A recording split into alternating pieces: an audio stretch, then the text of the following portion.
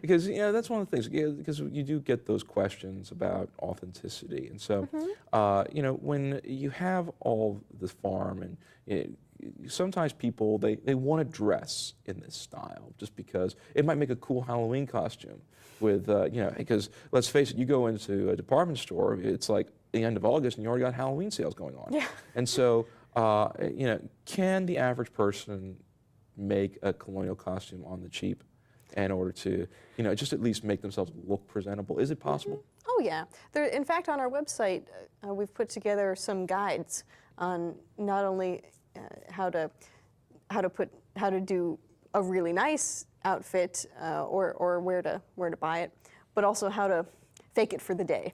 So we send a lot of teachers and parents there for their Colonial Day programs that they do, because you're just going to do a program for one day. You want it to look pretty good, but you're not going to invest a couple $100s in an outfit for just the one day.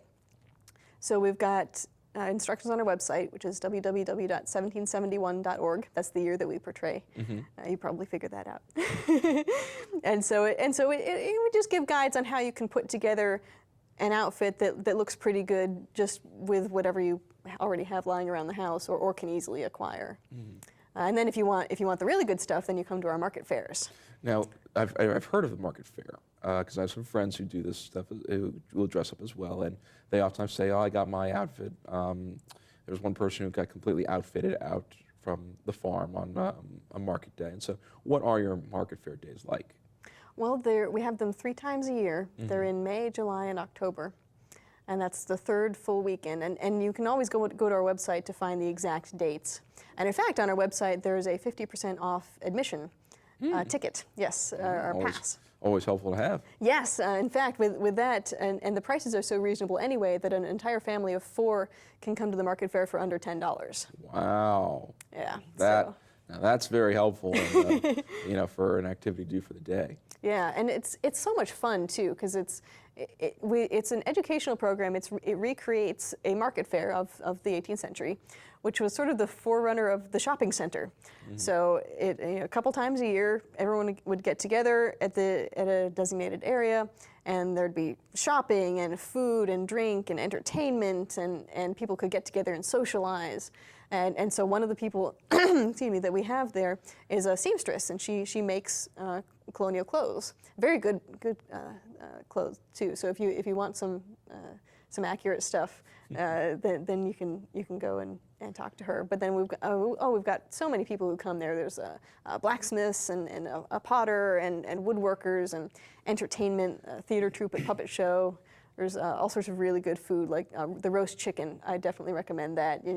It's actually roasted right there in front of you. It's almost the first thing you see when you arrive at the fairgrounds. Now, is it the unlucky chicken that can't produce any eggs that's chosen? Or do they? Oh, it's good chicken. Don't worry. It's a good chicken. Okay. Because you never know. I mean, you hear the stories from the farmers. They say, "Oh, that you haven't been producing. Looks like you're going to be supper." So. Well, on the farm, certainly yes, but no, this is very good quality chicken. And then there's seasonal fruits and vegetables at our October fair. There's spiced apple cider. It's great, and there's activities and crafts that you can do, kids especially. It's actually great because there's something for everyone there. It's not like you have to decide, oh, do we do something for the kids this weekend, or do we do something for the adults? There's something there that everyone can enjoy. Can little children, like the tiny little toddlers, enjoy the time there, or is this more for like 5-year-olds? Oh yeah, well, the toddlers, I've seen toddlers spend quite a long time just playing with the gravel in the path. But there's animals there for them to look at, and crafts. You can paint a fan or an engraving, make a cornhusk doll. In the spring and the autumn, you can dip candles. It really is an actual family event covering all members of the family. Well, that's always good to have. And so, folks visit your website. If there's one thing you want them to get out of this, an experience at Claud Moore Farm, what would you hope they get? I would hope that they would gain an understanding and appreciation of their own lives through seeing what it was like in the past. And not just not just saying, oh, how awful it was back then, they didn't have electricity, they didn't have the modern medicine, but just to appreciate where we've come from, how everything that we have today developed out of what they had at the time. That's what I would hope. Well, certainly, getting to go to Claude Moore Farm, it's something that I haven't had a chance to do myself, so hopefully I'll be able to come down there you'll and have to see. come. I certainly would. And so I hope all of you who've been able to get to watch this episode can have an opportunity to go down to Claude Moore Farm as well. It certainly does seem to have a lot of opportunities available to you. And considering the time of year, it seems to be open all the time, and as such, you could certainly have a lot of fun.